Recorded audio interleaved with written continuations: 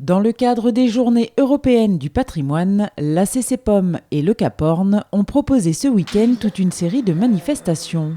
Au cours de ces 2 journées, le public a donc pu assister à 2 conférences, une proposée par Marie-Louise Antenucci, intitulée « Quand notre patrimoine régional est italien »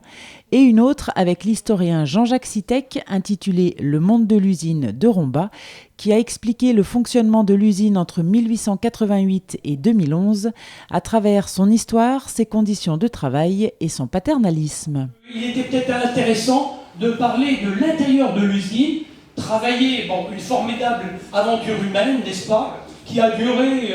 123 ans exactement, puisque les dernières unités ont fermé en 2011.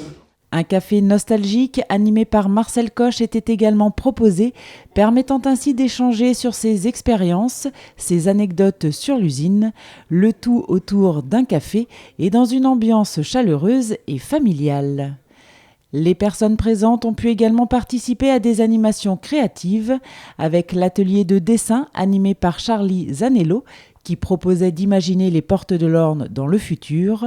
l'atelier de photo artistique proposé par Robert Voirgard ou encore l'atelier de sérigraphie animé par Omami qui permettait de repartir avec un tote bag ou un t-shirt personnalisé.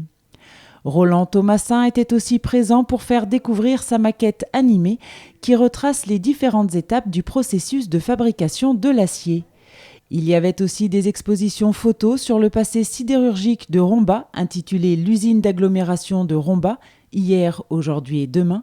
et l'usine de Romba, plus d'un siècle de savoir-faire, réalisée par Jean-Louis Pirogno, Audrey Custer-Casares et Jean-Jacques Sitek. La projection du film Des planchers de coulée aux volutes, réalisé par RTV en 1993, la possibilité de témoigner sur votre propre histoire liée à l'usine avec la mise en place d'un sonomaton, celle de découvrir la reconstitution historique d'une partie du site de l'usine de Romba avec les casques à réalité virtuelle et enfin le protocole RX, un escape game qui permet aux joueurs de revenir sur le quotidien des personnes qui ont travaillé durant des années à l'usine tout en jouant et en résolvant des énigmes. Bref, un week-end patrimonial bien chargé qui a permis au public de se replonger dans l'histoire riche et captivante de la région.